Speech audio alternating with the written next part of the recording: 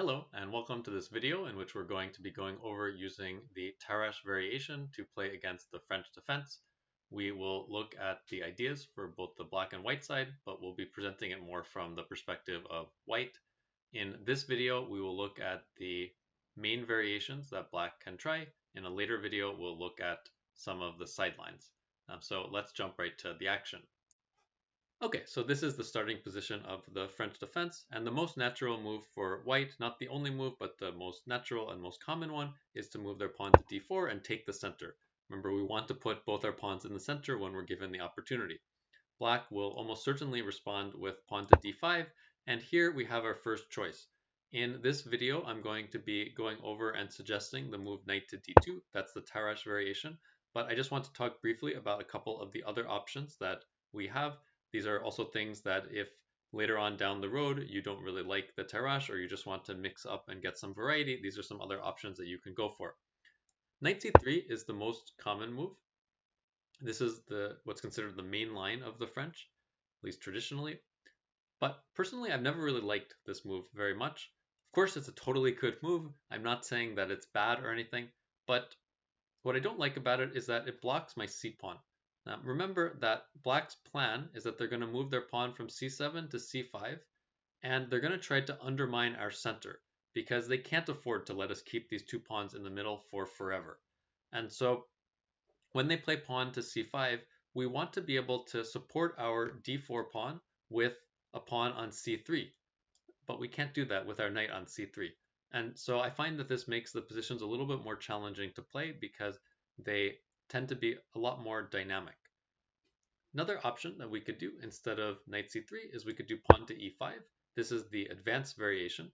The advanced variation has undergone a renaissance in the past, let's say 10 years, in that it used to be not considered really the best line for white. Of course, it was okay, but it wasn't really considered the most critical line. Nowadays, definitely very, very top move. I think this particular variation has more theory than the Tarrasch variation, which is a downside if you're trying to figure out an opening. It takes you longer to learn. When I say more theory, I mean you have to memorize more moves as opposed to trying to understand the ideas. The variation we're going to be looking at is the Tarrasch, which is knight to d2. Black here has several options. In this video, we're going to be looking at the move knight f6 and also the move pawn to c5. In a later video, we'll look at some of the sidelines like the Rubinstein variation where they capture on e4, bishop e7 variation, pawn a6. We'll look at these in a later video. So let's go look at knight f6. Okay, so here we'll look at the knight f6 variation. White starts by pushing the knight back with pawn to e5. Knight doesn't really have anywhere to go besides to the square d7. And here we have a little bit of a choice for white. In this video, I'm going to be focusing on the move bishop to d3. However, I want to point out that white has another very strong option of pawn to f4. This is an option that you could consider playing if you like some of the ideas that we look at, but just want to mix things up a little bit. This move pawn to f4 might actually be considered even stronger than bishop to d3 if you're looking at it as a computer plays. It's a very aggressive move. It's taking up a lot of space. Black's position is very cramped. The thing is, it's a little bit challenging to play because our king doesn't really have a particularly safe place to go to right now. So black is going to try to undermine our center with moves like pawn to f6, pawn to c5, and because our king is not feeling particularly safe anywhere, because keep in mind, imagine if we castle, our king is on g1, maybe later on the queen comes to b6, and then it's staring right at us because our pawn has advanced to f4. This can make the position a little bit hard to play. It's definitely very, very good for white, but it does require some accuracy from white. We could say that with great space comes great responsibility. We have to manage this space a lot. So I find that the positions with bishop to d3 are maybe just a little bit easier to play, even if they're not quite as aggressive. Of course, those positions with f4 are also difficult for black to play. The challenge, though, is that black might know those positions better than you do because they're playing it almost every game that they get when they're playing as black. So they're going to play those positions more often than you will, which is an argument in favor of them going for something that is a little bit more strategic so that you can learn the ideas rather than memorize the moves. but it is a bit of a matter of taste on what your style is. So, okay, so we play bishop to d3.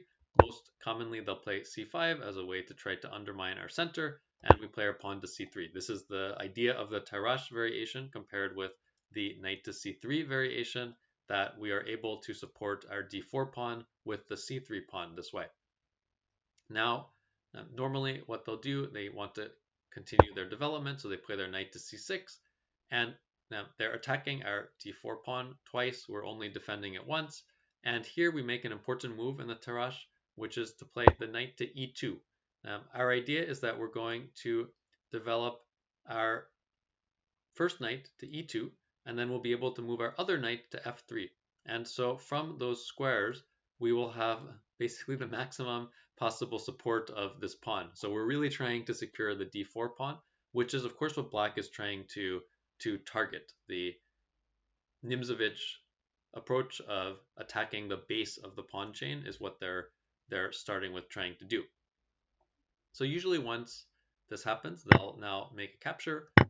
They don't have to do it immediately, but they'll typically have to do it eventually.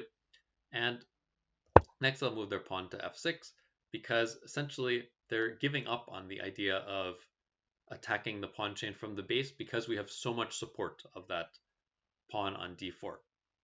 They play f6 as a way to try to accelerate their development.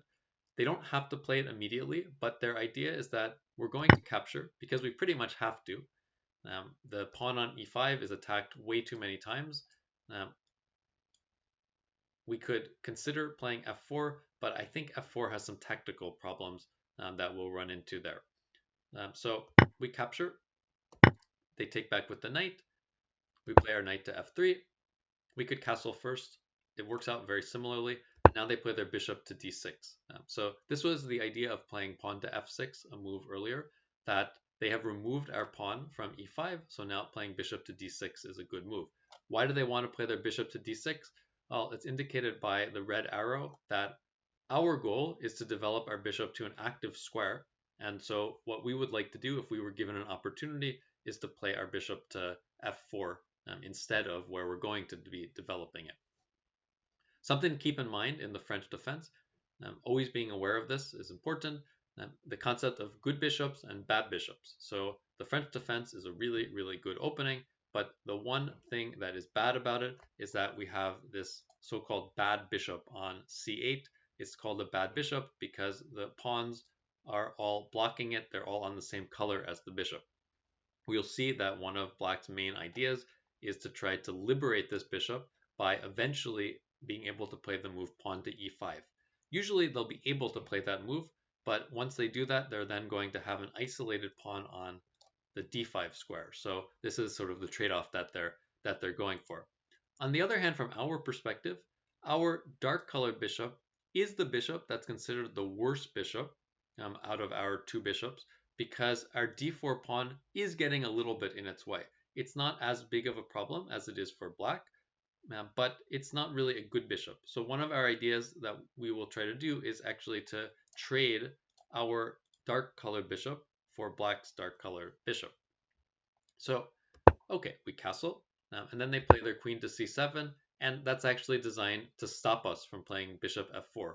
Playing bishop to f4 could be possible because the bishop on f4 will be protected by the knight, but now they're attacking it twice. So here white makes an important move to remember, which is bishop to g5. And the idea of this move is that we're going to retreat the bishop to h4 and then g3. We're going to trade off the dark colored bishops. Once we trade off the dark colored bishops, we're removing one of the defenders of the e5 square. And this means that we have a chance that after some maneuvering, we can eventually put our knight onto e5, which is what we'd really like to be able to do. A dream scenario that you won't usually be able to achieve, but if somehow we could put a knight onto e5 and have that be the only minor piece that we had remaining, and have it play against this bishop on c8, which can't ever go to e5, then white has achieved everything that they would ever want. Usually you're not going to be able to do that, but one scenario that could happen is, let's say that you moved your bishop here, you captured that knight, then you could say, okay, the only piece remaining maybe is this particular knight. So black castles, we play our bishop back, we continue our plan. They will almost, if they know the theory, they'll almost certainly play their knight to h4 to stop, excuse me, knight to h5 to stop our plan, because now if we played bishop to g3, they would take our bishop with their knight. Remember, our idea is to trade our bishop for their bishop, not for one of their knights. And now we have an important move to remember. It's queen to c2. This creates a very serious threat on the h7 pawn. Black has to do something about it. First of all, if they move their pawn to g6, you can actually just take this pawn. If they take back, this position is lost, lost for black. So you might want to study this position a little bit. It's good practice to do, but you should know that you can take the pawn. So normally what they have to do is move their pawn to h6, and this now weakens these squares around the king. We start by giving a check, king moves over, and now we move our bishop to g6. This was not possible a move ago because there was a pawn on h7, but now it is. And the idea that white did was that they thought that we're going to get to an endgame reasonably soon. Moving the king to h8 in the meantime is a slightly improved version from if we went there immediately. Now black will take on f3, and we will take the knight. So we don't take the rook. Taking the rook would be a very bad move because look how weak our king is right now. It's really wide open. We have these doubled pawns, and this would be a very bad position, not worth the exchange. If we take their knight, they retreat their rook, and we play bishop to g3, and this is where I'm going to leave this position. We're already 18 moves into it, and so what we've accomplished, we're going to trade these bishops. So that's very good. We've weakened black's king. Black's king has only 2 pawns around it, and they've advanced some. So the light squares that are near their king are somewhat weakened.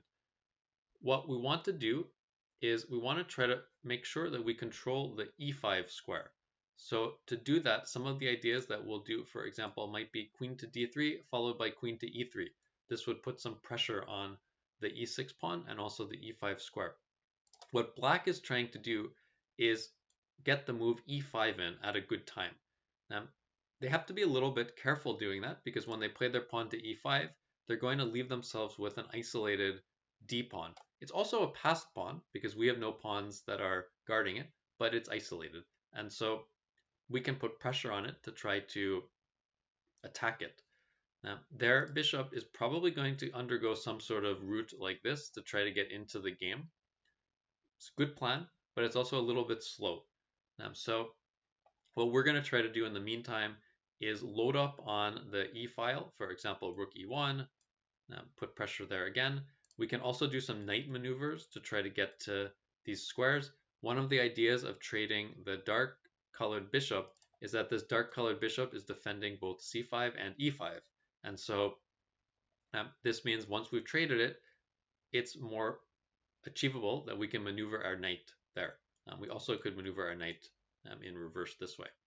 So, okay, so that's some information about the knight f6 variation. Now let's look at the c5 variation. In the last portion of this video, we will look at black playing the move 3c5. Now, historically, knight f6 on the third move was the most common move, but recently people have been pretty unhappy with that move. The line that we just examined has a very, very good score for white. It's something like plus 20%, in the sense that white wins 20% more often than they lose. And that's also not even including the f4 line that we didn't go into. So white has many options against knight f6, and people have been looking for better things. So there's the move c5. It's not a new move, but it's a more popular move recently than it had been before. So white can play here knight to f3, make a normal developing move. Black has a couple options. The first one is actually pretty bad. If they decide to take on e4 right now, this is in fact not a good move. We recapture. We're attacking the c5 pawn. And look at our development. We already have 2 knights off their starting squares. One is right in the middle. All of black's pieces are still on the back row, and they're under pressure because we're attacking their pawn. So they're likely to capture our pawn. And in fact, either recapture here is good, mostly because of black's bad development. I actually like the queen recapture the best. The reason is that after black recaptures, look at all the black pieces. And we also have this plan of moving our knight to b5 and then our knight to c7. Check, forcing the king and the rook, and black's in trouble. And the problem is they don't really have a great thing that they can do about this besides playing pawn to a6. But this is also not a developing move. So here we are, 7 moves into the game. We've gotten 2 knights right in the center of the board. All of black's pieces are still on the back row, and it's our turn. So we're doing fantastically at this point. So now taking the pawn on e4, not really a very good move. Now, they can play knight to c6. This is one of the most common moves that they'll play. And typically what we should do is capture on d5. Usually they'll capture back with the pawn, and then we play bishop b5. We don't have to play bishop b5 if we sort of forgot our move order and we played our bishop somewhere like e2 instead. This would also be okay. What we're generally going to be doing in this line, though, is we're going to make an exchange of these 2 pawns, and that's going to leave black with the so-called isolated queen pawn, or IQP. That will be their remaining pawn. It's got some pros that it's taking up space, but it also has some weaknesses that it's an isolated pawn. And so as this line progresses, for example, they might play their bishop to d6 to continue with developing. We would take, and we castle. And what we're going to do is we're going to try to first blockade the pawn to make sure that this pawn cannot move forward. So what that will typically involve doing is putting a knight on the d4 square. So our idea is going to be something like move our knight to b3, attack the bishop moves, then we're going to try to trade off our bishop on e3. We don't really want to do that right away because at the moment we would only be recapturing it with the f pawn. So usually we'll move our rook to e1 first. These will almost certainly be our next sequence of moves. So we'll do knight b6, rook e1, bishop e3, probably trade the bishops, and then throw our knight onto d4. And this position is interesting because black with their isolated pawn does have more space than we do, but they also have an isolated pawn. So in the long run, if we can trade a few minor pieces off, then this pawn can become a weakness. Isolated queen pawn is a very good topic for a future video. This will be something that we present at some point, but for now we'll leave it over there. So this happens if they play knight to c6. The other thing that they could play, which is probably the main line, is that they could take our pawn on d4. In this case, we capture back. They'll usually move their knight to c6. And now this is the most important move to remember in this line. We actually start by playing bishop b5. And the idea for this will become clear in a moment. So first of all, at the moment, we have a serious threat that we're threatening to take on c6. Then they recapture. Then we take back, and we fork the king and the rook with our bishop. So they have to do something about this. Most common move is they play bishop to d7. Now we take. And they'll usually recapture with the pawn, and we retreat our bishop back to d3. Now this might look sort of funny that we developed our bishop to b5, then we came right back. Like, why did we do this? It seems like maybe we're losing time. On the surface, yes, it took us 2 moves to get our bishop to a square it could have gone to in 1 move. But it turns out that the bishop on d7, the black bishop, is not really all that well placed because it actually really wants to be fianchettoed, because what black's going to do is start to push their pawns forward, and then the bishop on b7 would in fact be very, very good. On d7, it's not so good.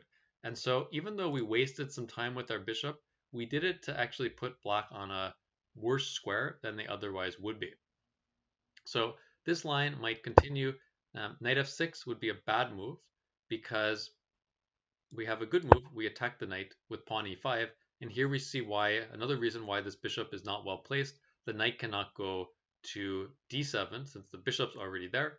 So this means that knight f6 is actually not a good move because of the pawn going to e5. So usually black will try to stop us from moving the pawn to e5.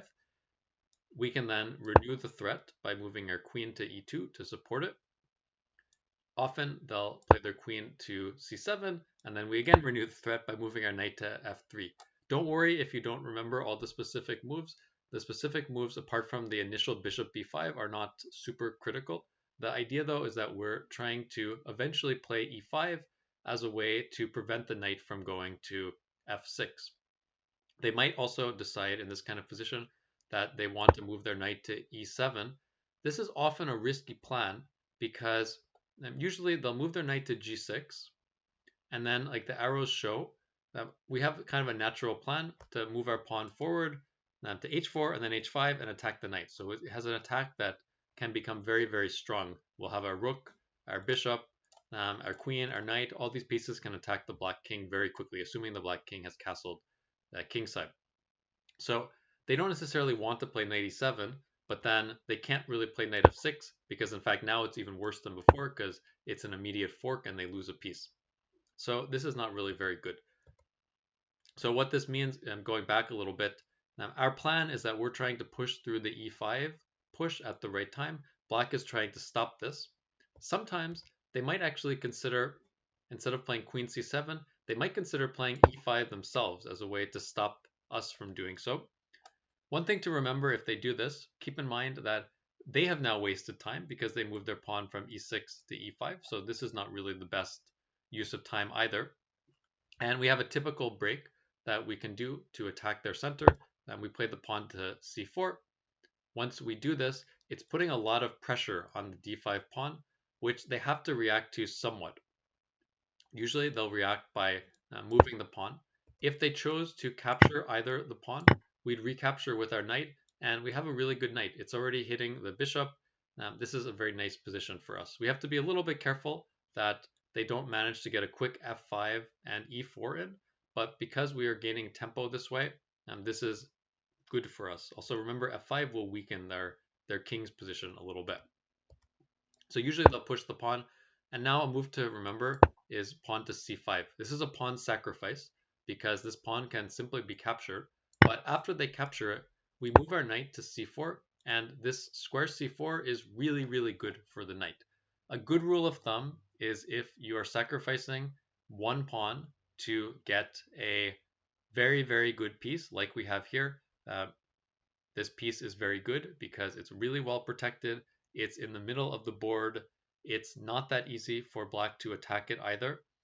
If you can get that kind of trade for one pawn compensation, usually you have enough to justify it, as is the case here. And so this would be the starting position of this line. Okay, so this more or less wraps up the discussion of the two main lines, knight f6 and c5. If you have any questions or specific lines that you want any more clarity on, feel free to ask in the comments. Otherwise, I'll see you next time. Bye.